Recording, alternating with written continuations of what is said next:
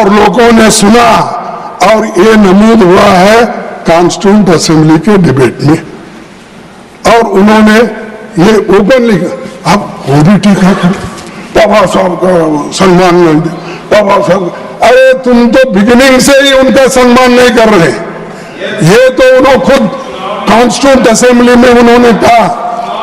अरे तुम तो उनके खिलाफ थे सर। मैं बीच में याद आया बोल सकती सर, जब संविधान में तिरंगा झंडा और जब यहाँ पर स्वीकृत हो गई, जब तिरंगा और कॉन्स्टिट्यूशन ये सब, तो मुंबई के रेलवे स्टेशन पर बीजेपी वालों ने और ये अपना हिंदू महासभा वालों और आरएसएस वालों ने जाकर उन्होंने सैफरन झंडा दिखाया। तो बाबा साहब अम्बेडकर ने कहा, बाबा साहब अरे जनसंघ भाई, अरे तुम्हारा पहला अवतार, जैसा हमारे धर्म में 10 अवतार होते हैं, तुम्हारा वो दूसरा अवतार और पहला अवतार, तो छोड़ दीजिए उसको। सर उनको झंडा दिए। तब डॉक्टर बाबा साहब अम्बेडकर ने कहा, क्या मैं ये सैफरन झंडे के लिए, इसको देखने के लिए मैं आया हूं? मेरा झंडा अलग है, तिरंगा झंडा, और ये देश का झंडा ही रहेगा, ये काम नहीं चलेगा, प्लीज हटो बोलते उनको हटकर आगे चले। और ये बॉम्बे रेलवे स्टेशन पे घटना घटी और आज ये बोलते हैं कि अम्बेडकर नेहरू जी के खिलाफ थे और संविधान बनाते वक्त उनको सम्मान नहीं। ये तो खुद बाबा साहब अम्बेडकर ने कहा कि ये जो मुझे सम्मान मिला और इतना कांग्रेस की वजह से मैं ये घटना बना सका, और वो भी स्मूथली बना, कोई भी इसको उस वक्त डिस्टर्ब नहीं किया। सर मैं आपसे और एक विनती करूंगा, आगे चलकर उन्होंने ये भी कहा, the Congress party is therefore entitled to all the credit for the smooth sailing of the draft constitution in the assembly। ये उनका, अगर वो दुखी होते हैं सर ये बोलते थे, और कहीं की बात तो कहीं। अब अपोजिशन पार्टी में जब बाबा साहब अम्बेडकर थे, सूर्यप्रकाश फेडरेशन के वो प्रेसिडेंट थे, और जो मंडल हमारे बंगाल के वो जोगेंद्रनाथ, बैरिस्टर जोगेंद्रनाथ मंडल, वो सेक्रेटरी थे। तो नेचुरली उनकी पार्टी अलग थी। तो उसमें जब उनको वहां से हार हो गई, तब यहां पर जोगेंद्रनाथ मंडल ने सेक्रेटरी वेस्ट बंगाल में वो रिसिग्नेशन दी। राजीनामा देने के बाद उनके सीट पर बाबा साहब अम्बेडकर चुन के आए।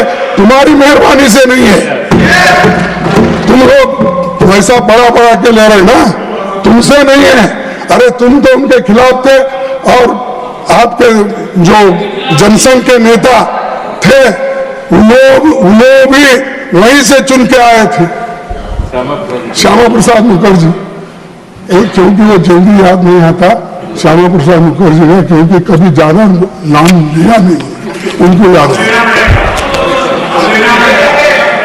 नहीं तो भाई लेते वक्त, अब ले रहा हूं ना। सर चेयरमैन साहब, इस सदन के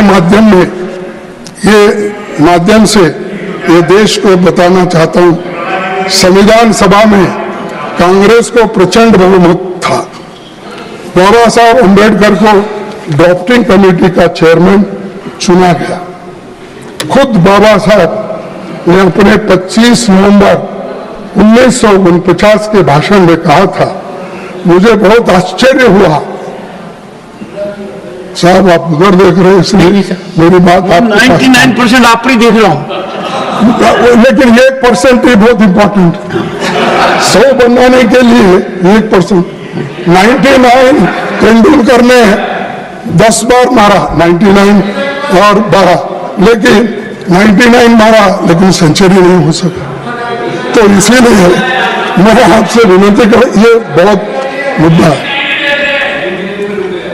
मुझे बहुत आश्चर्य हुआ था जब ड्राफ्टिंग कमेटी मुझे अपना अध्यक्ष चुना समिति में। मुझसे बड़े, मुझसे बेहतर, मुझसे सक्षम कई लोग थे। सबको पता है कि जब आजादी मिली तो देश में सुई भी नहीं बनती थी, खाने पर कोई अनाज नहीं था। केवल 35 साल की औसत उम्र थी, लेकिन पिछले 60-70 सालों में देश ने बहुत तरक्की की। और आप बोलते 55 साल में आपने क्या किया, 70 साल में क्या? अरे बाबा, हम अगर नहीं करते, तुम लोग इंजीनियर हो के यहाँ नहीं बैठते, डॉक्टर हो के नहीं बैठते थे, और मोदी जी इस देश के प्रधानमंत्री भी नहीं बनते थे, और मैं एक लेबर का बेटा अपोजिशन लीडर भी नहीं बनता था। ये सोच के रखिए आप, तुम अपने आप को इस बार का मत समझिए। ये सब देन पंडित जवाहरलाल नेहरू जी, महात्मा गांधी की, डॉक्टर अम्बेडकर की, वल्लभ भाई पटेल की है। हमारा कोई कंट्रीब्यूशन नहीं।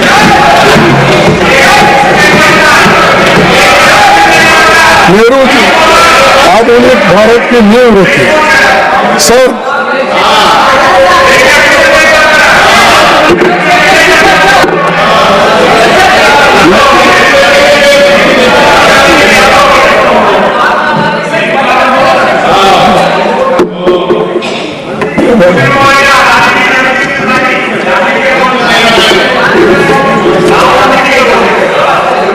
हाँ, तुम हमारे पार्टी में रखेंगे। सर, नेहरू जी ने